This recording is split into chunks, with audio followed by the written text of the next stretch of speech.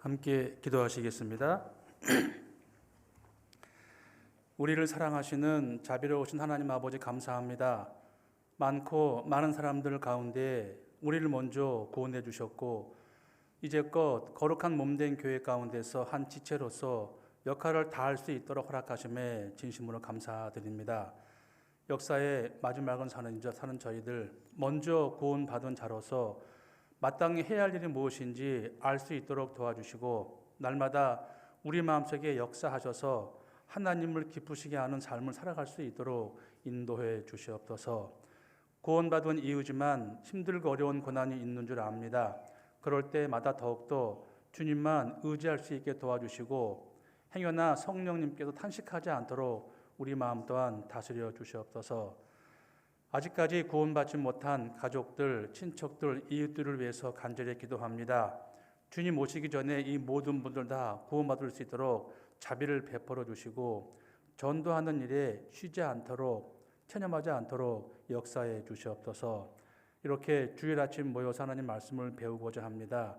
마땅히 우리 마음속에 필요한 말씀으로 채워주시고 또한 배운 말씀을 행함으로 옮길 수 있도록 역사해 주시옵소서. 귀한 시간 온전히 주님께만 의지합니다. 함께 하시고 도와주세요. 우리를 사랑하시는 예수님의 이름 받들어 기도하옵나이다. 아멘. 구약 성경 잠언 30장입니다. 잠언 30장 24절부터 28절까지만 제가 읽겠습니다.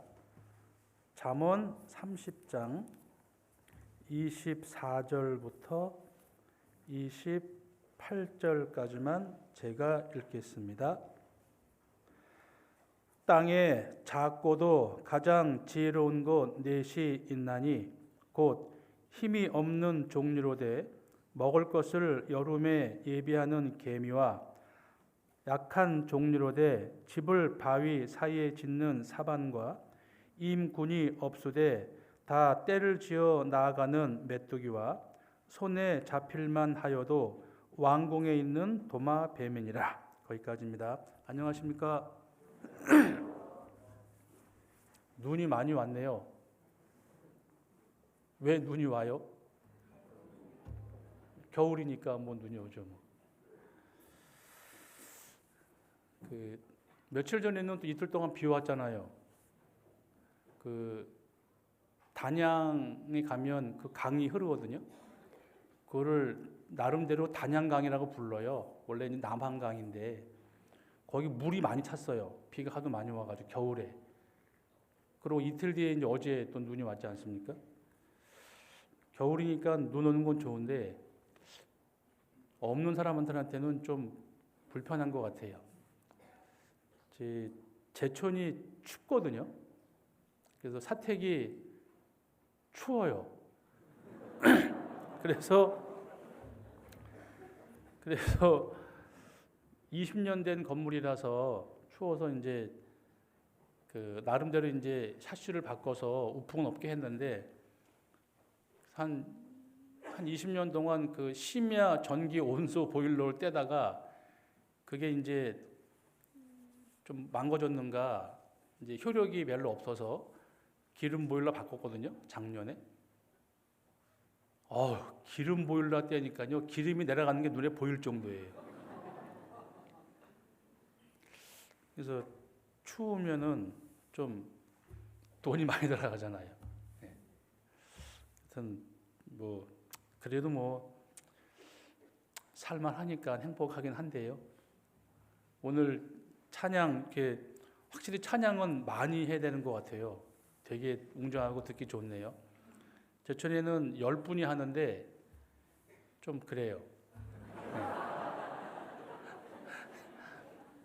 그리고 제가 9월 달인가 광주교회를 갔다 왔어요. 설교. 설교 한 30분 전에 큰딸내미가 메시지가 왔어요. 아빠 좋겠다 그래요. 왜 그러니까 광주교회 찬송을 라이브로 듣잖아요. 그러니까요. 확실히 찬양은 말씀 전에 잘하면 그 마음이 좀 열리는 것 같아요, 진짜. 그래서 그리스도인들한테는 찬양이 마땅한 것이고 너무 웅장해서 좀 잘 들었습니다. 작은 교회나 큰 교회나 다 마찬가지인데 저는 지금 제가 여기 주일날 3번째 오는 거예요. 그러니까 영천에서 교제할 때 한 번 왔고요. 안성에서 교제할 때 또 한 번 왔고요. 지금 제천에서 또 한 번 왔어요. 그러니까 한 교회 주일 설교로 3번 오는 교회가 거의 드물거든요.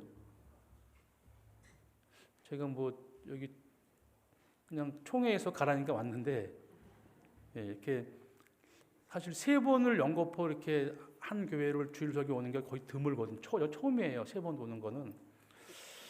무슨 인연이 있는 건 아닌데 하여튼 오게 됐습니다. 근데 기억 안 나시잖아요. 네. 저는 기억하는데 제가 처음에 왔을 때 이 건물 짓고 저쪽 교육원에서 제가 처음 설교했었거든요. 그 이후로 제가 한 달 뒤인가 며칠 뒤에 우리 교회를 힐난하는 그 사이트에 제가 불량 전돈이라고 올라갔거든요. 제가요. 네. 근데 이제 우리 이제 이 큰 건물 짓는 거를 반대하는 분들이 계셨던 것 같아요. 그래가지고 제가 그때 별 말씀 안 드렸어요. 하나님이 이제 바람을 부시는데 알곡과 쭉정이를 가를 때 쓰는 게 바람이잖아요. 바람.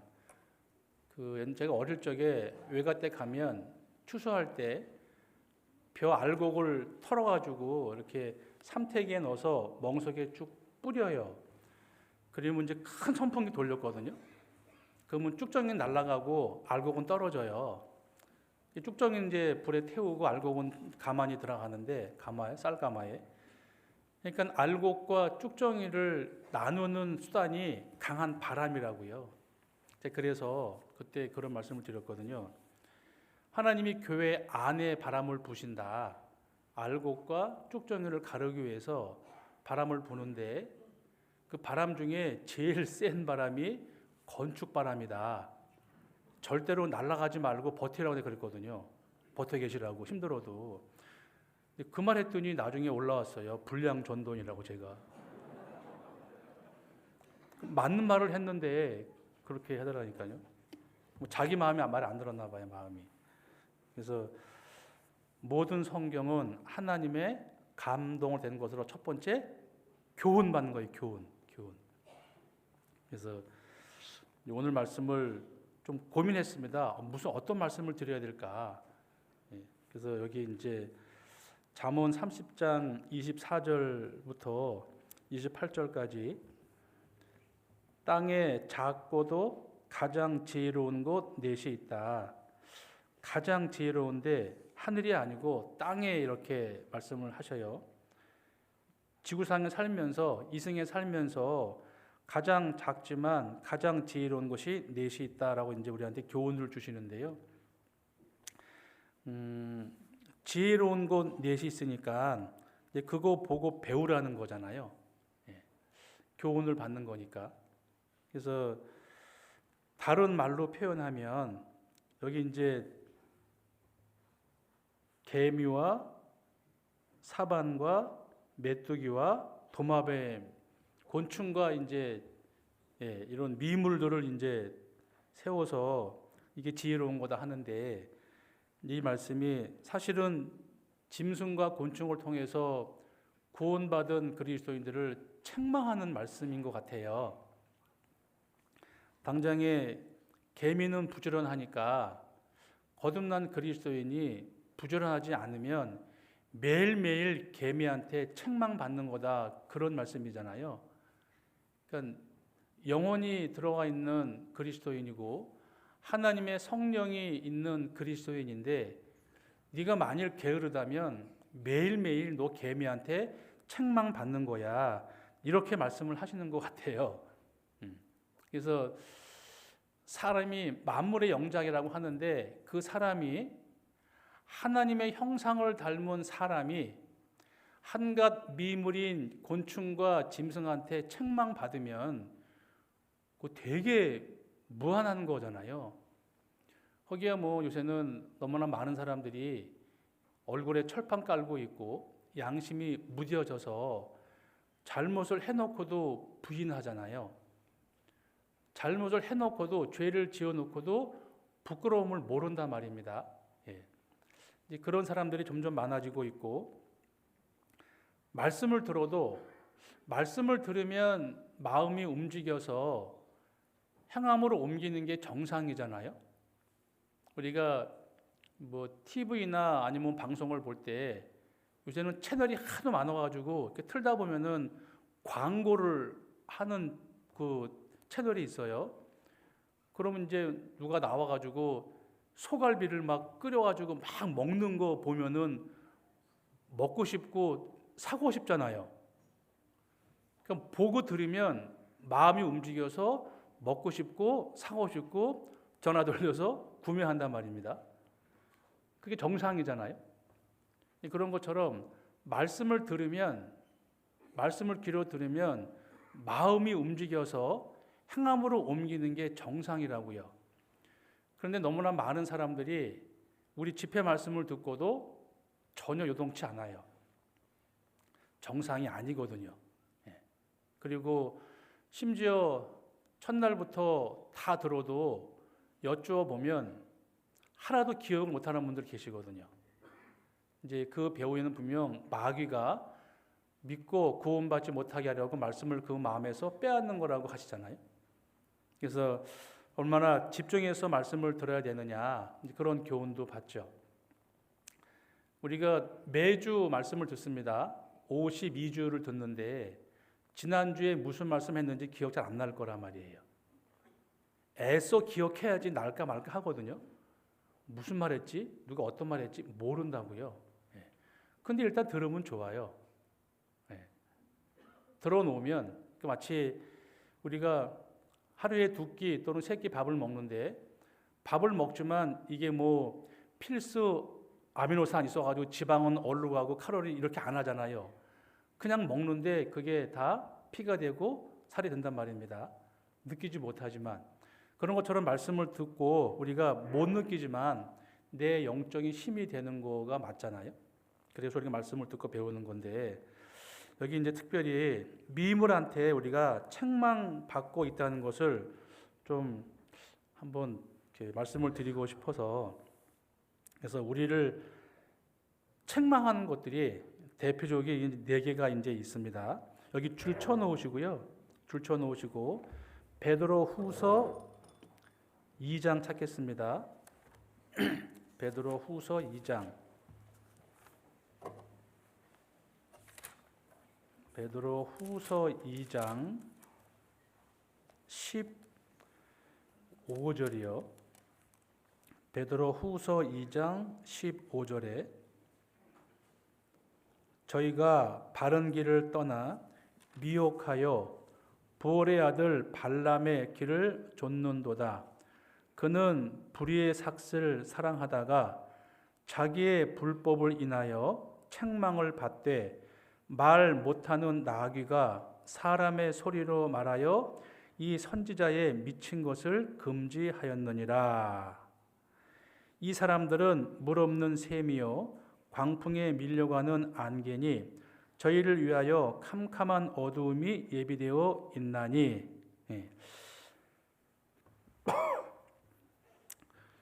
여기 불의의 삭슬을 사랑하다가 자기의 불법을 인하여 책망을 받았는데 말 못하는 나귀한테 책망을 받은 사람이 있어요. 이 사람이 이제 발람이라는 술사잖아요. 발람이라는 술사. 불의의 삭슬을 사랑하다가 잘못한 거가 있는데 하나님이 말 못하는 나귀를 보내서 사람의 소리로 말해서 이 선지자의 미친 것을 금지했다라고 말씀하신단 말입니다. 선지자의 미친 것을 금지했는데 그 수단이 말 못하는 나귀가 말을 한 거란 말이에요. 근데 이게 얼만큼 창피한 거냐 하면 대단한 창피거리거든요, 이게. 대학생 형이랑 유치원 동생이랑 밥을 먹는데 유치원 동생이 형한테 형아, 밥 먹을 때 밥 좀 흘리지 마. 좀 쩝쩝거리지 좀 마. 밥 먹을 땐 조용히 하는 거야. 이렇게 얘기를 들은 대학생 형이 아무렇지 않으면 안 되는 거잖아요. 너무 무한한 거잖아요. 우리가 이제 질서 줄을 쓰면은 새치기 하는 거는 안 되는 거 알잖아요. 그런 정상적인 삶을 살아가는 게 맞는데 오죽했으면 이 사람은 짐승한테 책망받았다라고 성경을 말씀하세요. 민수기 22장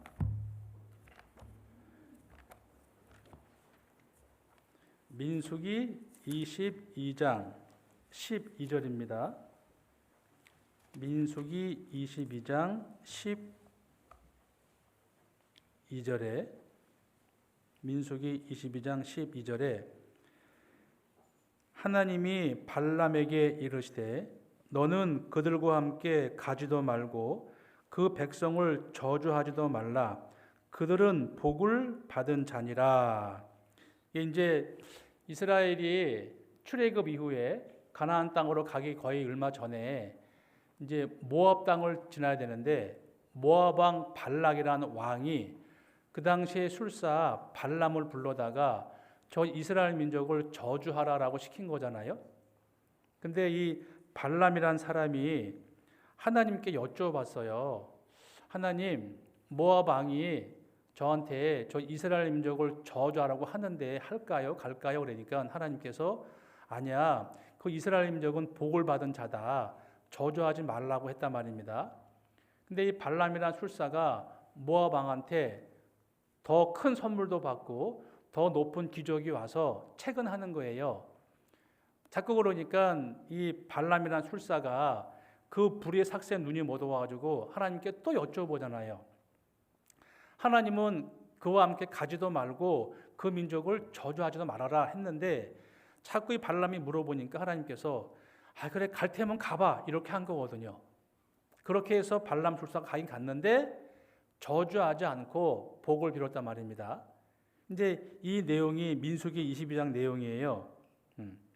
근데 이제 이 발람이란 술사가 아까 베드로후서 읽은 것처럼 불의의 삭스를 사랑하다가 말 못하는 나귀한테 책망받았다 이런 내용이란 말이에요. 이제 이런 사건이 있어요. 22장 28절에 민수기 여호와께서 나귀 입을 여시니 발람에게 이르되 내가 네게 무엇을 하였기에 나를 이같이 3번을 때리느뇨. 발람이 나귀에게 말하되 네가 나를 거역하는 연고니 내 손에 칼이 있었다면 곧 너를 죽였으리라. 나귀가 발람에게 이르되 나는 네가 오늘까지 네 일생에 타는 나귀가 아니냐. 내가 언제든지 네게 이같이 하는 행습이 있더냐. 가로되 없었느니라. 때에 여호와께서 발람의 눈을 밝히심에 여호와의 사자가 손에 칼을 빼어들고 길에 선 것을 보고 머리를 숙이고 엎드리니 여호와의 사자가 그에게 이르되 너는 어찌하여 네 나귀를 이같이 3번 때렸느냐. 보라, 네 길이 내 앞에 패역함으로 내가 너를 막으려고 나왔더니 나귀가 나를 보고 이같이 3번을 돌이켜 내 앞에서 피하였느니라. 나귀가 만일 돌이켜 나를 피하지 아니하였다면 내가 벌써 너를 죽이고 나귀는 살렸으리라. 그래서 하나님께서 이 발람이란 사람한테 한번 언급했는데 안 했잖아요. 그 돈이 그게 좀 좋아 보였나 봐요. 그래서 불의의 삭스를 사랑하다가 자기 고집대로 가다가 하나님이 나귀를 보내서 나귀의 입을 열어서 책망했다 이제 그런 내용이잖아요. 그러니까 사람으로서 짐승한테 책망받는 게 이 사람밖에 없나? 아니란 말이에요. 지금 너무나 많은 사람들이 자기 나름대로 살고 있잖아요. 우리가 구원 받으면 양심이 더 밝아집니다. 이제 그 도덕성 지수라는 게 높아지거든요. 그래서 웬만큼 하면은 잘 살려고 애를 쓰는데 이제 그렇지 않은 경우가 덜어 있어요. 구원받은 이유지만 사실 신앙이 목적이 돼야 되는데 신앙이 수단이 되면 안 되는 거잖아요. 신앙이 목적이 되는 게 맞을 텐데 신앙이 수단이 되면 그건 정말 잘못하는 것이고 하나님 앞에 크게 책망받을 일인데 결국은 발람이 어떻게 됐느냐? 결국은 발람이 죽어요. 전쟁하다가 칼에 맞아 죽게 되는데 요한계시록 2장 보시면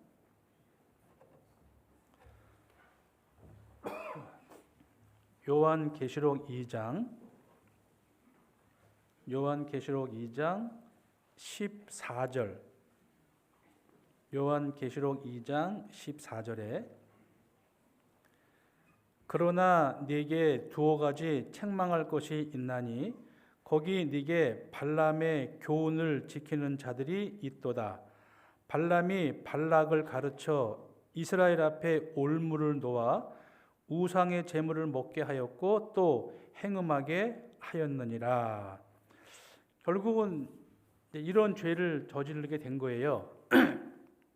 그래서 이 나쁜 영향을 받는 이 발람한테 하나님이 사람 보낸 게 아니라 짐승을 보내서 나귀를 보내서 책망을 했다. 그래서 이 선지자의 미친 것을 금했는데 결국은 이 발람은 이스라엘 백성에게 올무를 놓았다라고 하거든요. 우상 숭배하게 하고 간음하게 했다라는 거잖아요. 그래서 이 발람이 옳지 않은 술사였는데 우리 시대에도 이런 사람들이 많이 있잖아요. 그러니까 말은 기독교인데 거듭나지 않은 기독교인들은 사실은 아주 나쁜 사람들이잖아요.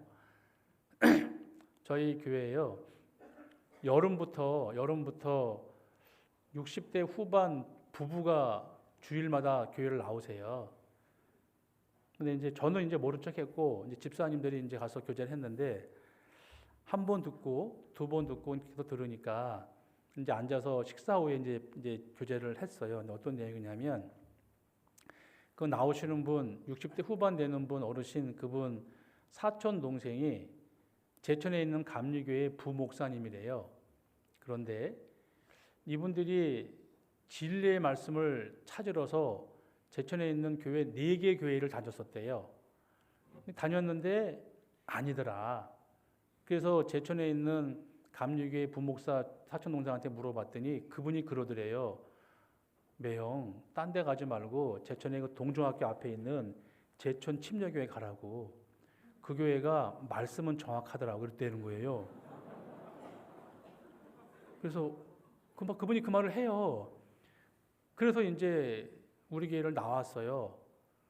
지금 몇 개월 됐는데 이제 지지난주에 소식까지 다 듣고서 이분이 이제 알았다고 하는데 그분이 하는 얘기예요. 그분이 여기저기 찾다가 도저히 아니더라.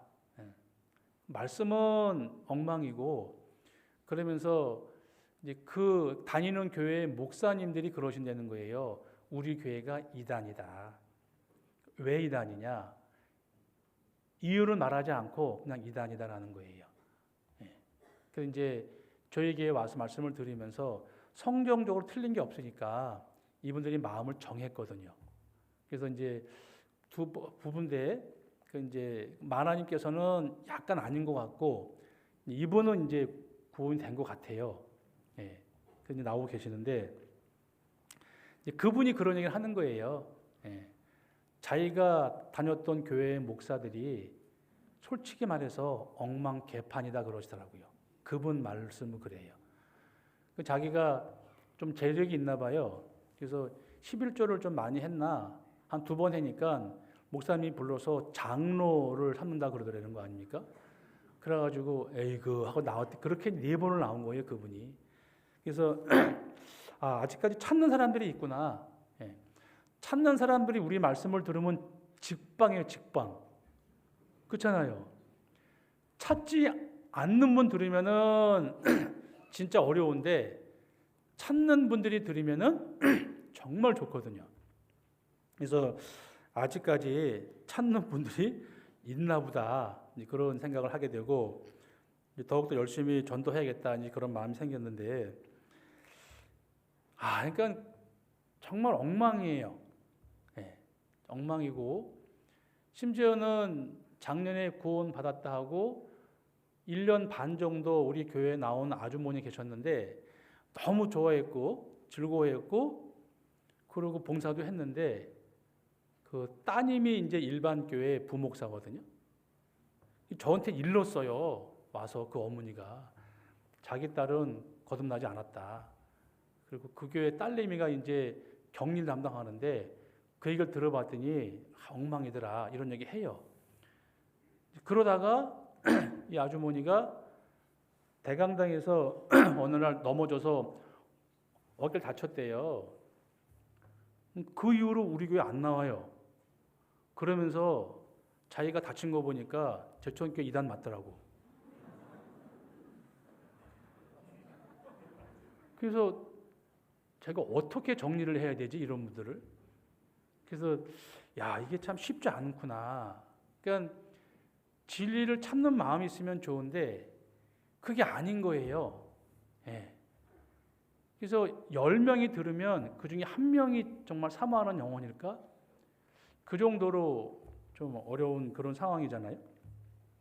그래서 이 말씀을 보면서 하나님이 오죽했으면 충격요법으로 짐승을 보냈잖아요. 돌이키라고. 나귀.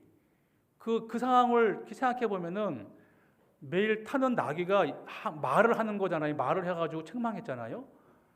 그럼에도 불구하고 결과가 안 좋았단 말입니다. 그래서 이게 진리의 말씀을 듣고도 그렇게 여러 번 듣고도 깨지지 않은 사람이 있겠구나. 어떻게 그럴 수 있을까?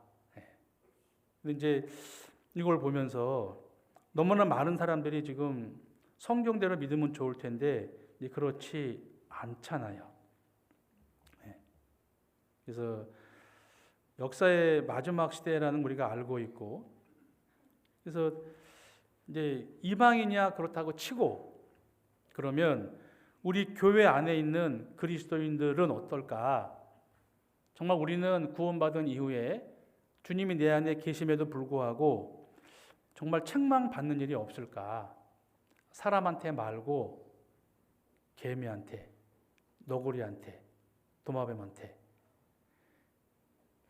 짐승한테 책망받으면은 진짜 얼굴 감싸고 쥐구멍에 들어가야 될 정도로 부끄러운 거잖아요.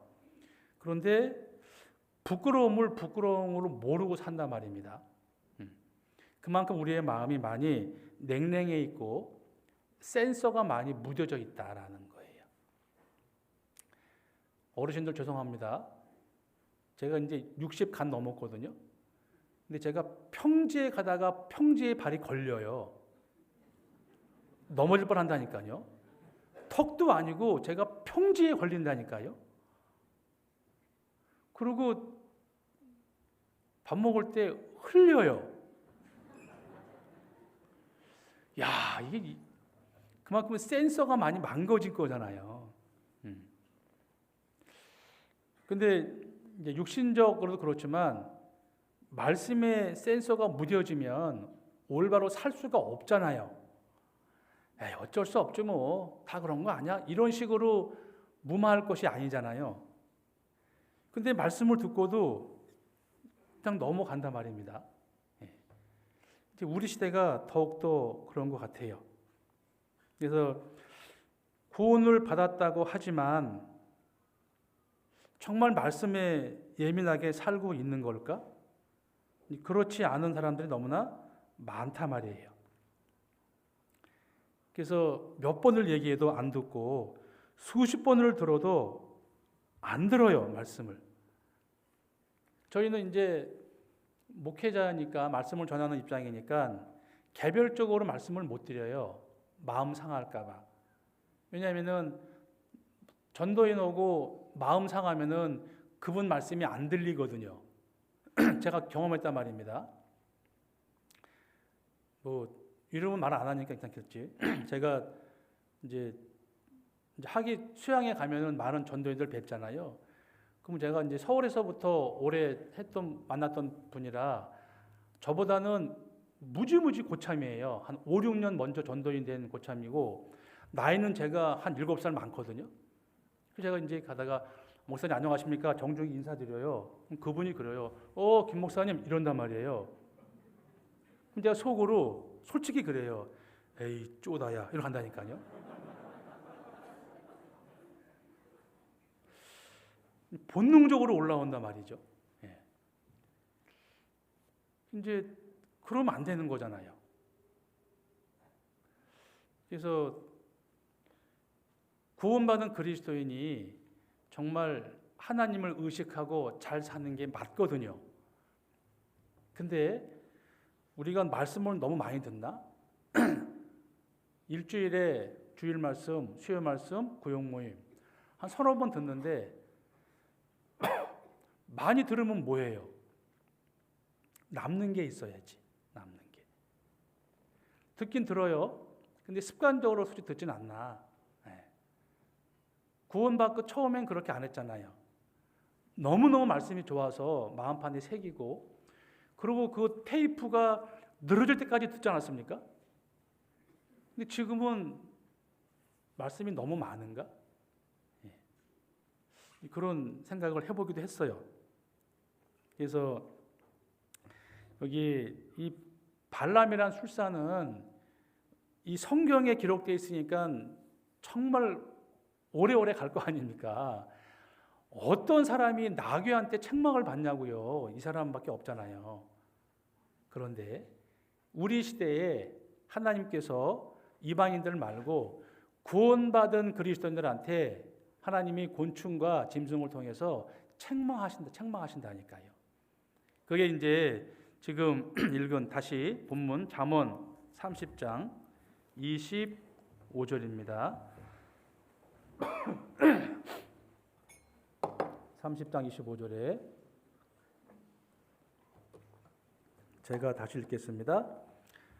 곧 힘이 없는 종류로 돼 먹을 것을 여름에 예비하는 개미와 개미는 우리한테 책망할 거예요. 나는 부지런하다. 왜? 겨울을 준비하고 여름에 예비하는 거니까. 그렇지 않으면 죽잖아요. 굶어 죽으니까. 그래서 먹을 것을 여름에 예비하는 개미를 보면 사실은 이제 우리는 게으른 자한테 하신 말씀이 맞잖아요. 그래서 잠언 6장 6절에 보면 게으른 자여 개미에게로 가서 그 하는 것을 보고 지혜를 얻으라 그랬단 말이에요. 이제 우리가 개미를 보고 지혜를 얻어야 돼요. 어떤 지혜냐? 미리 준비하는 것과 부지런하는 것. 반대로 개미가 책망하죠. 구원받은 그리스도인들 중에 게으른 사람한테 아이고 인간아 그럴 거 아니에요. 네가 하나님의 자녀 맞냐? 야 어떻게 하나님 자녀가 나 곤충보다도 못하냐? 그렇게 게으름 떨고 있냐? 그렇게 책망하는 거란 말이에요. 근데 책망을 받아도 아무렇지 않아. 부끄러움을 몰라. 그게 더 큰 문제라는 겁니다. 그게 지금 말씀드린 발람 같은 사람이면 안 되는 거잖아요. 야, 좀 부지런해라. 그러면서 잠언 10장의 말씀에 게으른 자는 그 부리는 사람에게 마치 이에 초 같고 눈에 연기 같다고 하시거든요. 눈에 연기면 얼마나 매워요. 그러니까 정말 도움이 안 되는 거란 말이에요. 그래서 내가 지금 게으르다 싶으면 매일매일 나는 개미한테 책망받는 거다. 근데 게으르지 않는 것도 좋지만 부지런하지 않는 것도 문제가 있잖아요. 자, 게으른 것보다 게으르지 않는 게 좀 위에요. 근데 부지런하지 않는 것과 게으르지 않는 것도 어떻게 구분할까? 그래서 게으른 것도 책망받지만 하나님 앞에 부지런하지 않는 것도 책망받겠다. 왜? 우리는 그리스도인이니까. 그래서 뭐 게으른 거야 이를 말할 수 없겠지만 그리스도인은 부지런하는 게 맞거든요. 부지런해야 되잖아요. 구원받지 않은 사람들 얼마나 부지런합니까? 먹고 살려고. 근데 우리는 먹고 살기 위해서 부지런하는 것 플러스 그리스도인이니까 전도하기 위해서 그러고 봉사하기 위해서 더욱더 부지런하는 게 맞거든요. 근데 그렇게 지금 살고 있는가? 왜냐하면 우리는 구원받을 때 양심이 더 밝아져서 센서가 예민해져서 하나님에 합당치 않으면은 마음에 불편하거든요. 근데 그 불편함을 혹시 일부러 잊어먹는 것은 아닌가? 그래서 마태복음 6장에 주님 말씀하시잖아요. 너희는 세상에 빛이 됐으니까 빛의 역할을 해라. 소금이니까 소금 역할을 하라라고 하시잖아요. 그래서 누가 등불을 켜서 등경 위에 두지 등불을 켰는데 말 아래 평상 아래 속에 넣겠느냐 그렇게 말씀하시잖아요. 우리 세상에 빛이니까 등경 위에 있는 게 맞다. 그런데 등불을 켰는데 어떻게 먹고 사는 말 속에 불빛을 감춰두겠냐? 등불을 켰는데 어떻게 평상 아래 안일함 때문에 빛을 발하지 못하겠느냐? 등불을 켰는데 어떻게 땅 속에 집어넣느냐? 죄 가운데 살면서 빛을 발하지 못하느냐? 이렇게 책망하는 거잖아요. 그리고 너희는 소금이니까 소금 역할을 하라고 했는데 소금은 희생을 내야지 맛을 내는 거잖아요. 근데 왜 그대로 있냐? 왜 맛을 못 내고 있냐? 그렇게 책망하는 말씀이잖아요. 그리스도인은 분명히 부지런하는 게 맞아요. 그리고 세상 사람들보다 더 부지런해야 그게 맞거든요. 근데 웬걸? 그러지 않으니까 문제가 되는 거거든요. 그래서 나는 지금 하나님의 자녀로서 정말 부지런한가? 첫 번째, 나는 진짜 말씀 듣기에 부지런한가? 말씀 듣기에 혹시 게으르지 않는가? 구찬타고 교회당에 나가지 않고 인터넷으로 듣는 게 습관되지 않았는가? 내가 정말 말씀을 듣는데 사모하는 말씀으로 듣는가? 아니면 수요일 나올 때 그냥 습관적으로 주일이니까 나와서 말씀 앉아 듣고 있는 거 아닌가? 혹시 감상하는 건 아닌가?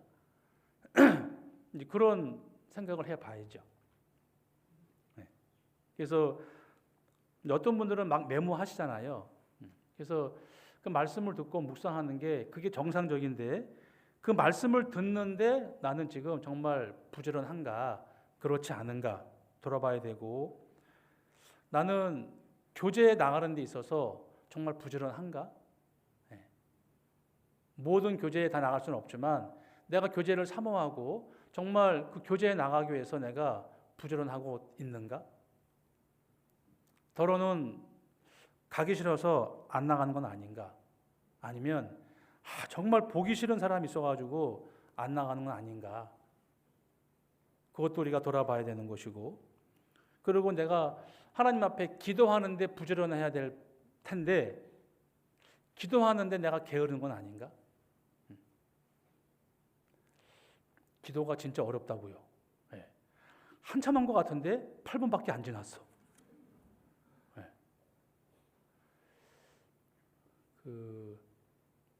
제가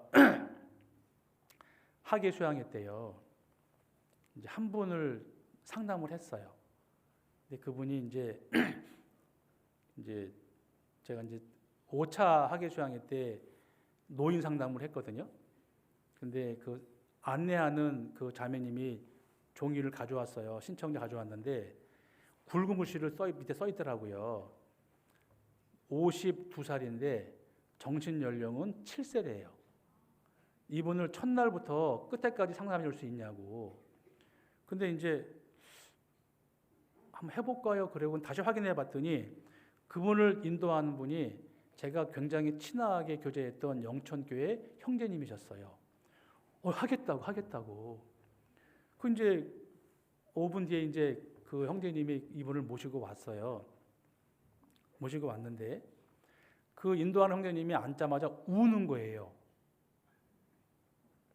왜요? 나 보니까 반가워서 울어요? 그랬더니요. 그게 아니고 그 쪽지를 2번 내밀었는데 기존 목사님들이 상담 잡혀 있어가지고 못한다고 이제 하신 거예요. 세 번째 이제 왔는데 세 번째는 하겠다고 온 분 보니까 전 거예요. 아는 목사인 거예요. 반가워서. 그분하고 제가 전담 이제 3박 4일을 상담을 했거든요. 근데 7세 연령이 맞아요. 그러니까 단어의 뜻을 몰라요.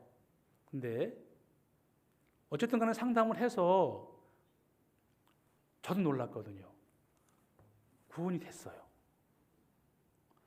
제가 그래서 정말 깨달은 게 뭐냐면 영혼 구원은 지식받는 게 아니구나. 양심으로 받는 거로구나. 그걸 알았어요.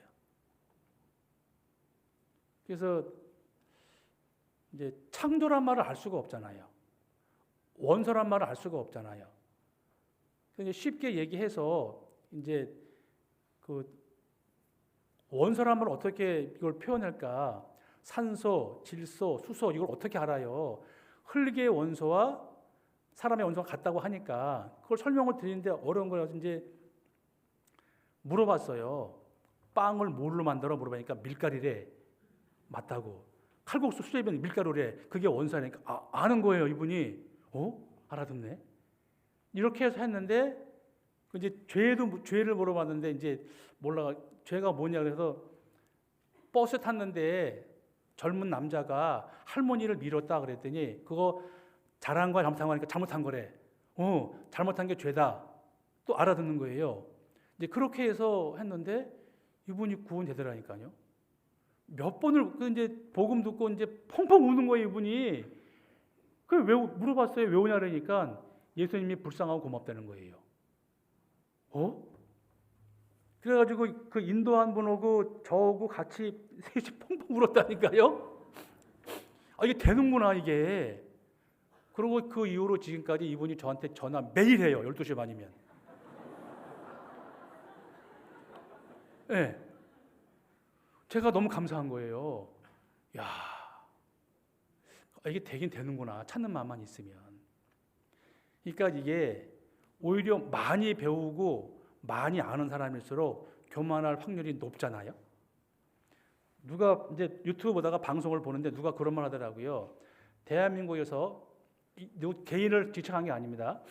대한민국에서 서울대 법대 나온 사람들만 싹 없어져도 대한민국이 발전할 거라는 거예요. 혹시 서울대 법대 죄송합니다. 근데 이제 왜냐하면은 전국의 0.1%에 0.1%에 속하니까 그분들은 자기의 생각이 틀릴 거라고 상상 안 한다는 거예요. 왜?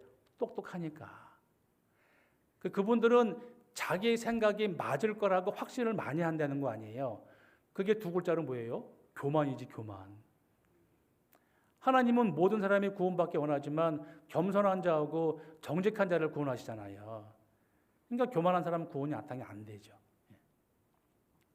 그걸 보면서 하나님 앞에 양심적으로 그리고 믿음 안에서 내가 정말 말씀 가운데 말씀을 듣는데 부지런한가? 기도하는데 부지런한가? 그리고 교제하는데 부지런한가? 그분이 전화하면서 매일매일 부탁해요. 자기를 위해 기도해 달라는 거예요. 나 기도한다. 오늘 아침에도 했다. 매일 기도하거든요. 그분을 위해서. 네. 이 기도라는 게 분명히 효과가 있거든요. 또 하나, 우리가 형제 자매를 돌아보는데 정말 부지런한가? 내가 부역장이 아니더라도 정말 나보다 못한 분이 계실 텐데 내 그분들을 위해서 정말 신경을 쓰고 있는가? 우리가 신경 쓴다 그러잖아요. 내가 돈을 써요. 남의 밥을 사주려면 내가 돈을 사용해야지 밥 사주는 거잖아요. 마음을 쓰기 위해서는 내 마음을 할애하는 거잖아요. 신경을 쓴다는 거는 내 신경을 소모하는 거잖아요. 그분한테. 그게 맞다라는 거예요. 그렇게 하고 있을까 우리가? 그 생각을 하게 돼요. 그래서 마태복음 25장 마태복음 25장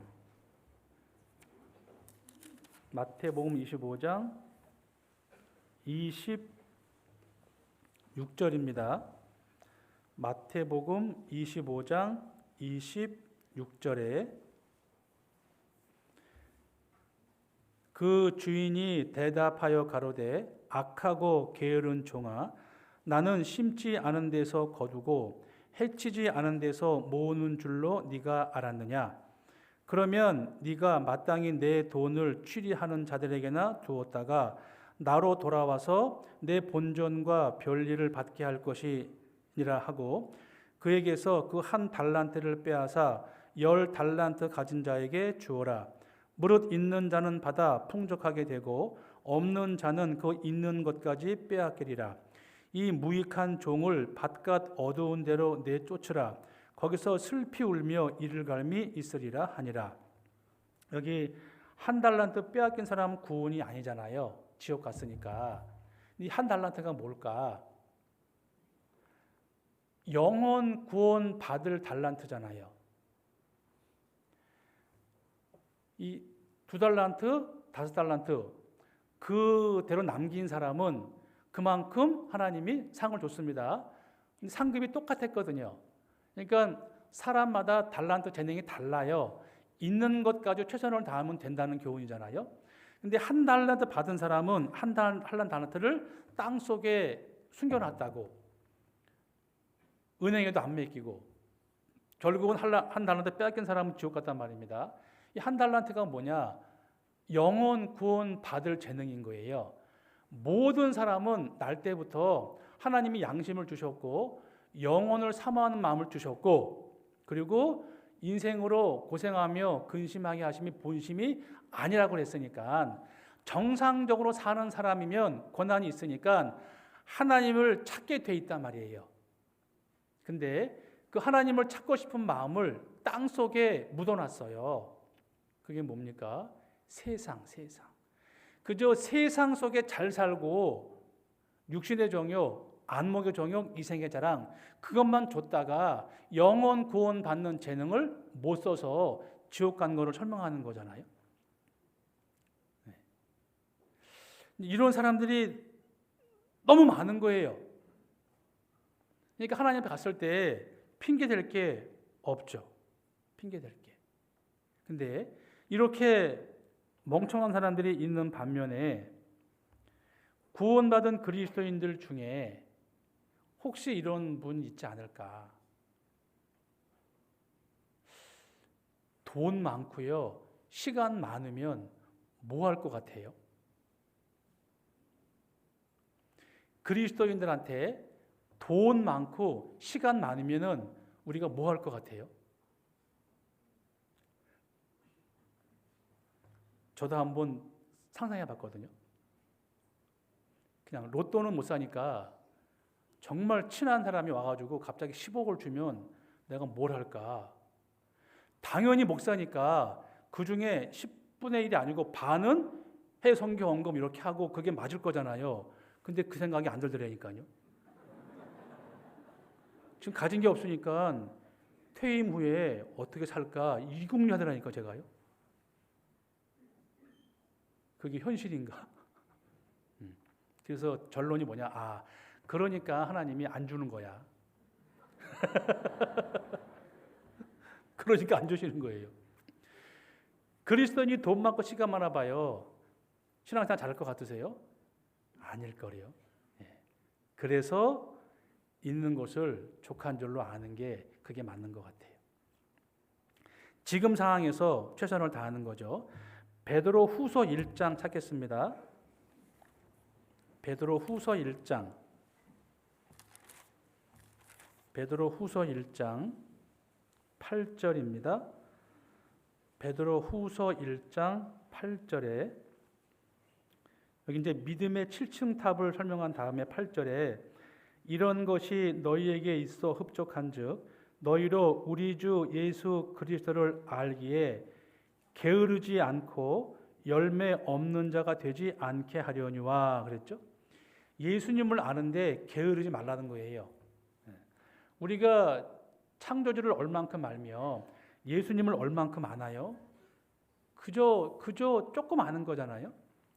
근데 예수님 아는데 게으르지 말라. 이건 말씀과 교제를 통해서 알아지잖아요. 우리가 교제에 나가는 거는 다른 분의 간증을 듣는 이유는 나 한 사람이 많은 경험할 수 없으니까 그 경험을 간접적으로 배우고 그분은 그 환경과 여건 속에서 하나님의 사랑과 은혜를 경험했구나. 그거 아는 거 배우려고 교제 나가는 거잖아요. 네. 그러니까 예수님을 알기에 게으르지 말라고 했으니까 정말 예수님을 알기에 부지런해야죠. 네. 이제 제천에 이제 있으면 가끔 어제도 이제 강사님이 오셨어요. 근데 서울에서 이제 같이 교제하던 분이고 지난주에는 전도인 된 지 1년차 전도인이 오셨어요. 식사하면서 교제를 했는데 서울에 계시거든요. 같이 이제 봉사진 같이 갔는데 얘기하면서 제가 그랬어요. 지금도 12시에 퇴근 못해 물어봤거든요. 그러니까 네 그러더라고요. 네, 저도 그랬거든요. 서울 전도인실에 12시에 퇴근 못합니다. 놀라더라니까요. 봉사장님이요. 눈치 봐요. 고참 먼저 나가야 따라가 나간다니까요. 그게 명시되지 않는 룰이에요. 어떻게 전도연이 12시에 퇴근을 해? 이런 거거든요.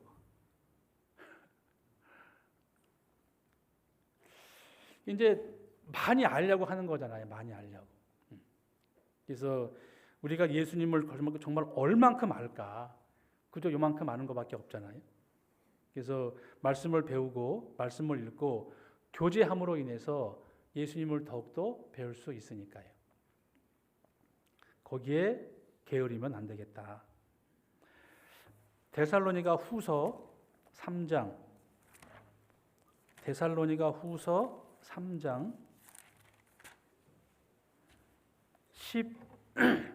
11절 데살로니가 후서 3장 11절에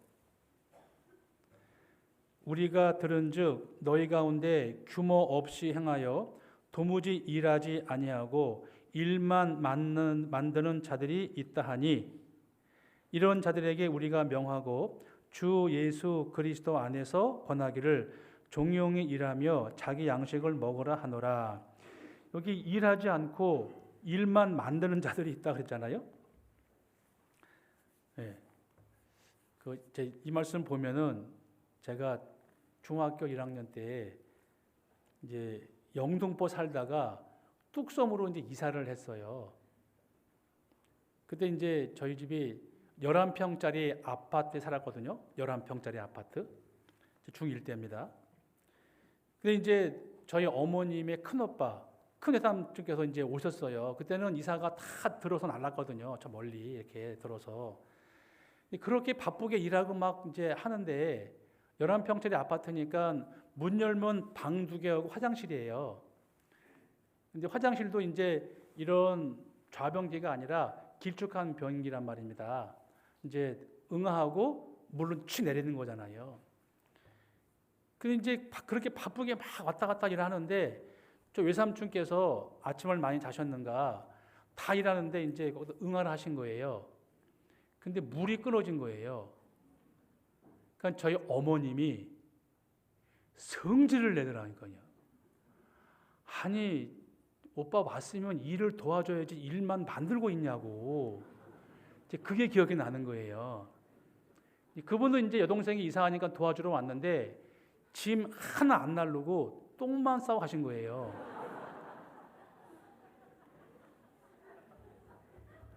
그 일 만들어 왔잖아요. 그거 기억이 나요. 이제 하나님이 다들 귀하게 사용하십니다. 지체니까. 근데 형제 자매에게 연단의 도구로 사용되면은 좀 그렇잖아요. 그렇죠? 요한계시록 21장 지옥 가는 죄 중에 배약하는 자가 있습니다. 약속을 어기는 죄가 있어요.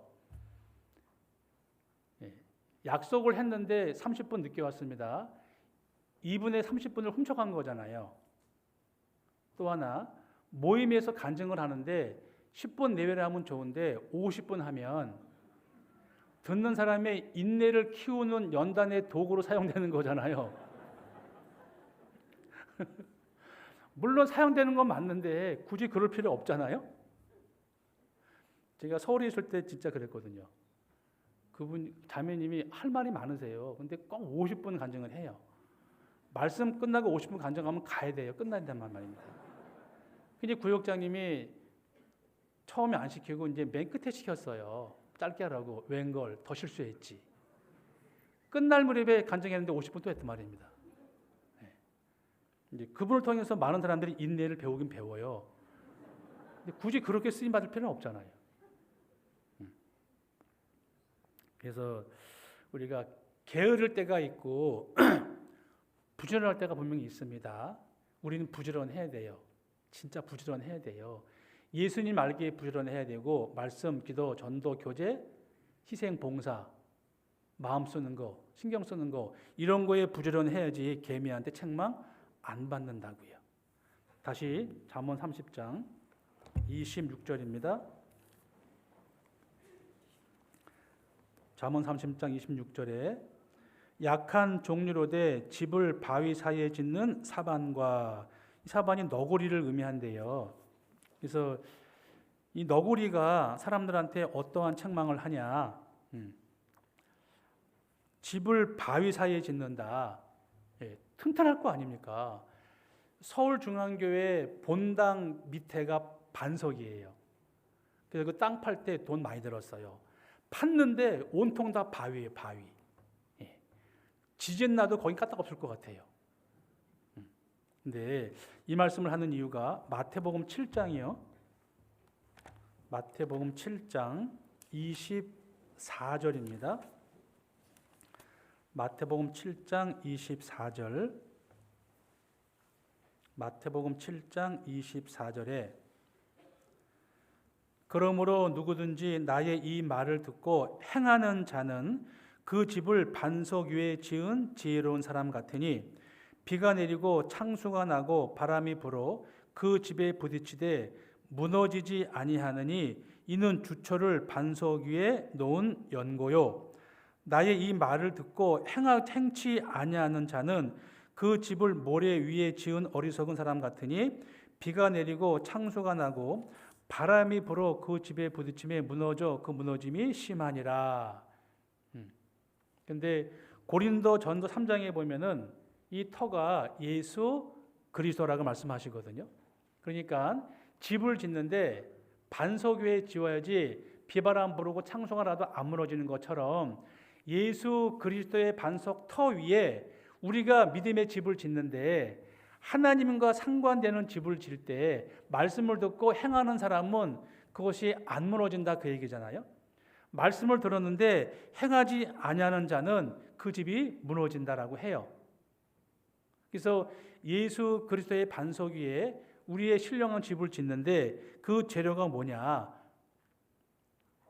금과 은과 보석이냐? 아니면 나무와 집과 풀이냐라는 거잖아요. 고린도 전서 3장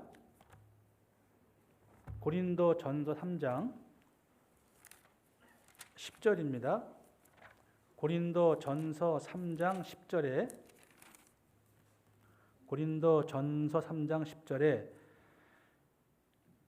내게 주신 하나님의 은혜를 따라 내가 지혜로운 건축자와 같이 터를 닦아두매 다른 이가 그 위에 세우나 그러나 각각 어떻게 그 위에 세우기를 조심할지니라. 이 닦아둔 것 외에 능히 다른 터를 닦아둘 자가 없으니 이 터는 곧 예수 그리스도라. 만일 누구든지 금이나 은이나 보석이나 나무나 풀이나 짚으로 이 터 위에 세우면 각각 공력이 나타날 터인데 그 날이 공력을 밝히리니 이는 불로 나타내고 그 불이 각 사람의 공력이 어떠한가를 시험할 것임이니라. 만일 누구든지 그 위에 세운 공력이 그대로 있으면 상을 받고 누구든지 공력이 불타면 해를 받으리니 그러나 자기는 구원을 얻되 불 가운데서 얻은 것 같으리라. 각 사람을 시험하는 게 아니라 각 사람의 공력을 시험한다고 했으니까 구원받은 이후에 우리가 예수님의 터 위에 어떻게 살았느냐라고 시험한대요. 근데 불로 공력을 시험하는데 불에 안 타는 금과 은과 보석이면 남아있고 상급이다. 근데 불에 타는 나무와 집과 풀로 하면은 타버리니까 상급이 없고 불 가운데 얻은 구원이다 라고 하시는 거잖아요. 그러니까 하나님과 상관이 있는 모든 거는 남아있을 거고 하나님과 상관이 없는 건 다 불에 타서 없어질 거란 말이에요. 구원받은 이후에 제가 잘한 게 있으면 한 가지 정말 잘한 게 있어요. 예. 저는 아직까지 교제를 떨어진 적이 없어요. 그거 하나는 정말 잘한 것 같아요. 예. 그냥 붙어 있으면 약속이 있잖아요. 나뭇가지가 나무에 붙어 있으면 절로 열매를 맺는 것처럼. 그러니까 그게 정말 잘하는 것 같아요. 그냥 교제 말씀 시간에 그 자리에 나오는 거 그게 정말 잘하는 거잖아요. 그러니까 하나님과 상관이 있는 모든 것은 다 남아요. 그런데 하나님과 상관이 없는 것은 다 불에 타서 없어진단 말입니다. 그리고 동기가 또 중요하죠. 초반에 드린 말씀처럼 신앙생활이 목적인 사람은 삶 자체가 신앙을 위해서 살아요. 그런데 신앙생활이 혹시나 수단이 아닐까? 그런 사람들은 불순한 동기가 분명히 있을 거란 말이에요. 가끔 있습니다. 가끔. 다는 아니지만. 제천에 이제 2년 됐는데요. 아직까지도 잘 모르겠어요. 예. 한때 열심히 했대요. 근데 제가 온 이후로 52주 중에 한 10번 나올까? 혹시나해서 알아봤더니 헌금 한 푼도 안 해요. 근데 옛날엔 잘했대. 지금은 아니거든요. 그래서 구원 받은 증거가 뭘까? 뭐지? 그냥 간증만 한다고? 아닐 거잖아요. 그래서 제가 우리 성도 주소록 하잖아요. 만들잖아요. 성도 주소록. 주소록 앞에 성도의 성도. 정말 성도인가? 52주 중에 1년에 한 3번 나와요. 교제도 거의 안 나와요. 헌금도 안 해요. 근데 이름은 있어요. 성도 맞을까? 그건 늘 연말되면 고민이에요. 예. 근데 이제 그래도 이름이라도 있어야 전도한다고 놔두긴 하는데 속으로는 좀 걱정이 되죠. 정말 구원 맞을까? 그냥 습관적으로 나오는 건 아닐까? 예. 그게 좀 고민이 되는데. 그래서 이 신앙 동기가 하나님을 섬기는 동기가 분명히 있는 거잖아요. 그래서 우리가 구원받은 형제 자매와 함께 있는 것, 그건 분명히 남을 거예요. 상급으로. 그리고 더 나아가서 희생하고 봉사하는 것, 그것도 남을 거란 말입니다. 전도하는 것 당연히 남죠. 하나님 앞에. 그리고 그리스도인으로서 빛을 내는 것, 당연히 남을 거란 말입니다. 그렇지 않으면은 과연 남을까? 예. 불 가운데 얻은 구원이 본전이 아닙니다. 목숨만 살아난 거잖아요. 대표적인 인물이 롯이에요. 롯. 아브라함을 떠나서 소돔 땅에 들어가 살던 롯이잖아요. 그 롯이 물론 의로운 심령 상해서 하나님이 아브라함을 생각해서 롯을 구해냈는데 빨리 나오라고 그랬잖아요. 천사를 보내가지고. 근데 롯은 2딸과 함께 나왔습니다. 롯의 처는 뒤를 돌아본 거로 소금 기둥이 돼버렸어요. 그러면 롯이 살았습니다. 부인 죽었죠? 2 딸들과 함께 못된 짓 해가지고 모압과 암몬 자손 나왔잖아요. 그 롯이 본전이에요? 아니거든요. 정말 책망받는 거거든요.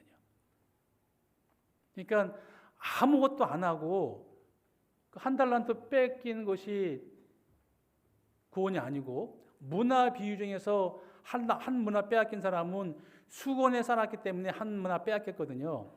그 사람이 이제 불 가운데 얻은 구원인데 이유가 은행에 놓지 않아가지고 한 문화 빼앗겼단 말입니다. 교재에 없었으니까 구원은 받았는데 아무것도 안 하고 교재도 없었어요. 그냥 달랑 혼자만 생명만 있는 거예요. 그게 불 가운데 얻은 구원이잖아요. 그게 정말 괜찮겠어요? 본전이 아니라니까요. 하나님 앞에 진짜 책망받을 거란 말입니다. 그래서 예수 그리스도의 터 위에 안전하게 우리 신앙의 믿음을 쌓아가는 거 중요하다. 그래서 너구리 사반이 그런 우리의 교훈을 주시는 거예요. 우리가 신앙이 올바로 서지 않고 엄한데 신경 쓰고 마음 쓴다면은 우리한테 너구리가 매일 책망한다니까요. 야, 너 지금 반석 위에 있냐? 네가 쌓는 게 지금 금은 보석이냐? 혹시 나무나 풀 짚은 아니냐? 이렇게 매일 책망할 거라고요. 다시 본문 잠언 30장 27절입니다. 30장 27절에 임근이 없으되 다 때를 지어 나아가는 메뚜기와 그랬죠? 우두머리가 없는데 다 때를 지어 나가는 메뚜기라고 해요. 메뚜기 때 혹시 보셨잖아요? 수억 마리가 다니는데 지네끼리 부딪혀가 떨어지는 거 보셨어요 혹시? 없잖아요. 혹시 있을지 모르겠지만 근데 때를 지어 나가는데 어떻게 안 부딪히지? 이야기는 방향이 같은 거예요. 방향이.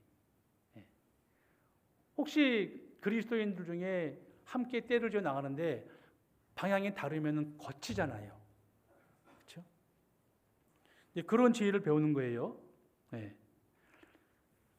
임군이 없는데도 불구하고 다 함께 가요. 함께 가는 겁니다. 혼자가 아니고 개인주의가 아니라는 거잖아요. 그죠? 난 됐어. 우리 가족 구원받았으니까 됐어. 좀 여유 있게 살고 싶어. 주일날 뭐 끝나고 좀 여행도 가고 물론 필요하죠. 그러나 그 사는 것 자체에 그게 목적이 되면 안 되는 거잖아요.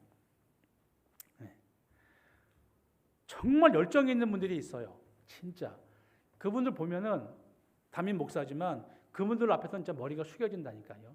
그분은 사는 목적이 진짜 신앙생활인 거예요. 정말 머리가 숙여지죠. 그래서 나 자신보다 개인주의가 아니고 이기주의가 아니고 함께 가는 거, 나 혼자 가는 게 아니라 같이 가는 거. 메뚜기한테 책망 많은 사람 있을 거 아닙니까? 개인주의, 이기주의. 그런 분들은 메뚜기가 그럴 거예요. 너만 잘 살면 되냐? 아니잖아. 그런 거죠. 제가 전도인 됐을 때요. 어떤 목사님이 저한테 책을 하나 선물했어요. 그게 이제 경호라는 책인데 읽은 분 계실 거예요. 그게 화이팅이라는 의미라고 하는데 거기에 이제 그 패기 싱클레어라는 여인과 앤디 롱클로라는 두 남자의 이야기예요. 이제 그 패기라는 여인은 큰 그룹 회사의 본사에 있는 사람이고 앤디라는 남자는 저기 그 하청 저 밑에 있는 그 아주 현장에 있는 공장에 있는 이제 팀장인데 그 패기란 중역 그 간부가 여인인데 동료 간부들한테 시기를 받아요. 너 낙하산이지? 너 낙하산이니까 지금 여기 와 있는 거잖아. 패기란 여인이 아니야, 나 실력으로 왔어. 그래? 그럼 네 실력 보여줘봐. 어떻게 보여줄까? 그래? 그러면 우리 그룹에서 만년 적자를 보는 저 공장 가가지고 1년 만에 그 공장 흑자로 만들어봐. 그러면 네 능력을 인정해 줄게. 이런 내용이거든요. 그래서 그 패기라는 여인이 그 시골의 공장장으로 가요.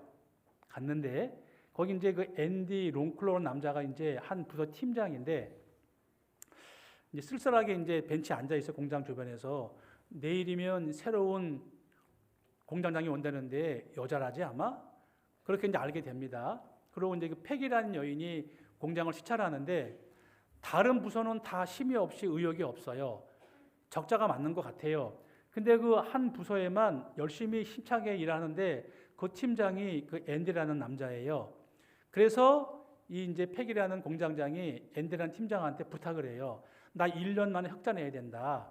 근데 왜 다는 다 부서는 엉망인데 니네 부서만 잘 되고 있냐? 비결이 뭐야? 이렇게 물어보자 그 엔데라는 남자가 이 팩이라는 여인한테 3가지를 알려줘요. 짐승을 통해서. 그래서 첫 번째, 숲속에 들어가서 큰 도토리 나무 앞에서 2시간 동안 이제 보라고 연구하라고 그래요. 아무리 봐도 모르는 거예요. 보다 보니까 다람쥐가 왔다 갔다 하면서 그렇게 도토리를 잡아가지고 왔다가 놓고 오는 거예요. 그거 맞다 하니까 이제 엔데라는 사람이 알려주죠. 맞다. 다람쥐들은 자기가 하는 일이 중요한 걸 안다.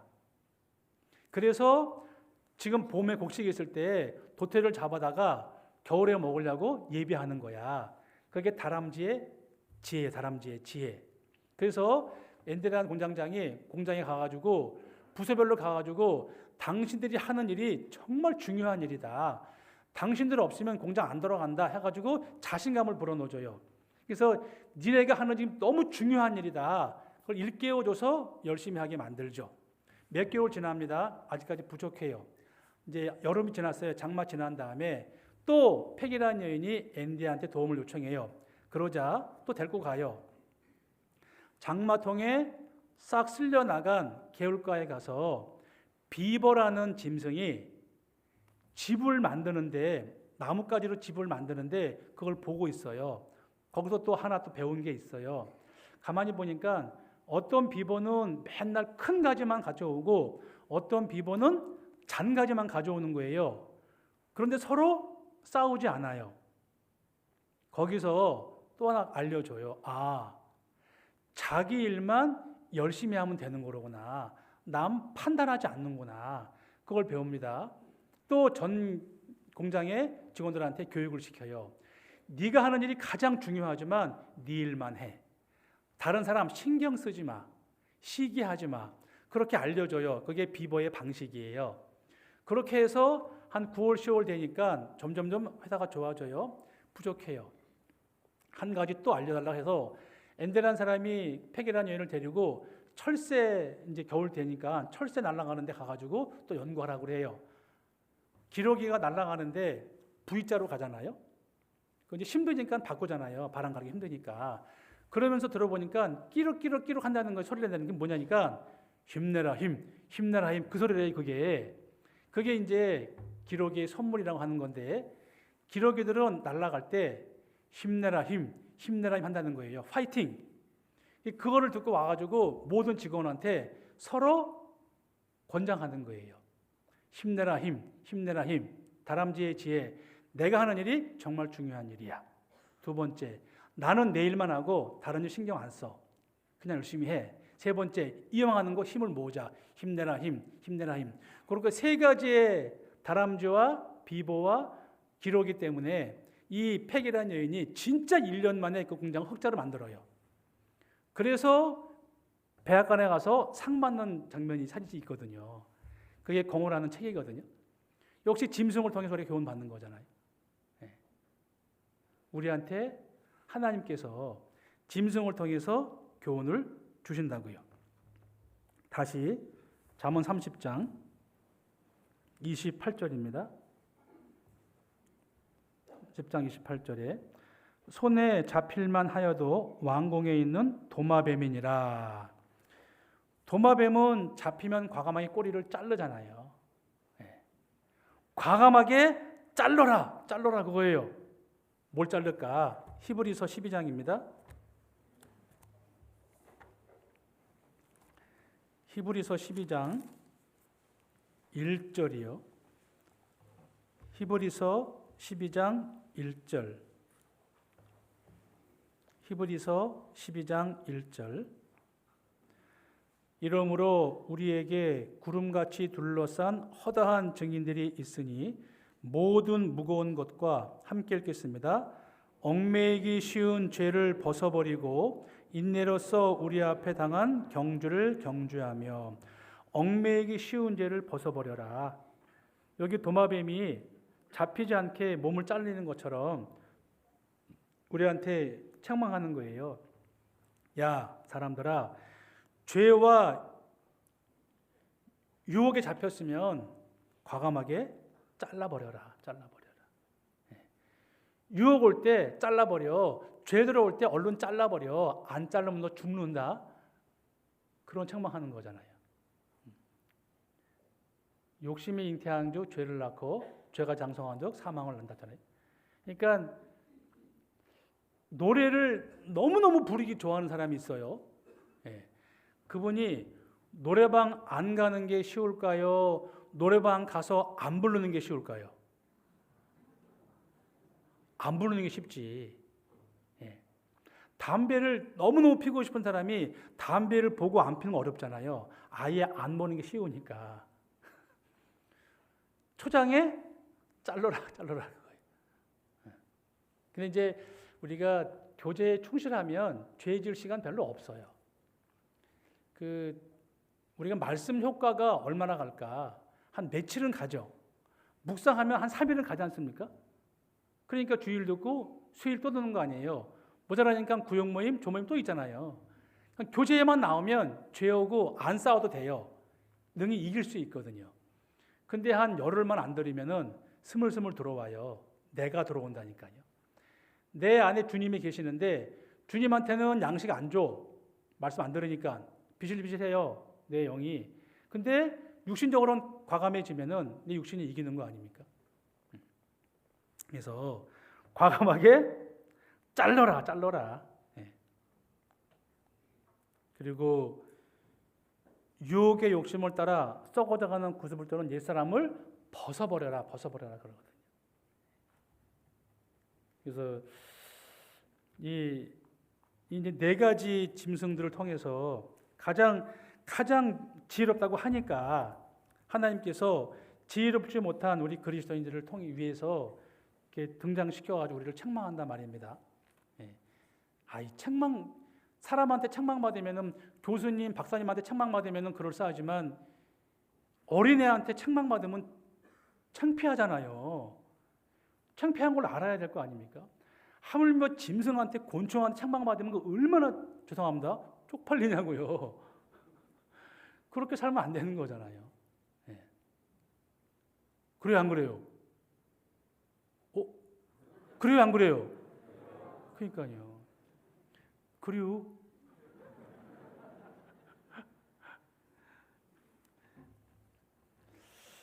그래서 이 양 사는 거 좀 잘 살면 좋잖아요. 예. 잘 살면 좋잖아요. 억주 사는 것보다. 그래서 올 한 해 마감 잘 하시고요. 내년에는 더욱더 심찬 그러한 청주교회 성도들이 됐으면 좋겠습니다. 기도하겠습니다. 하나님 감사합니다. 하나님의 은혜를 받은 저희들 이렇게 몸된 교회 가운데서 한 지체로서 살아갈 수 있도록 허락하심에 진정 감사합니다. 주님을 섬기고 성도를 섬기는 일에 열심을 다할 수 있게 도와주시고 예수님을 알기에 게으르지 않기를 주님께 기도합니다.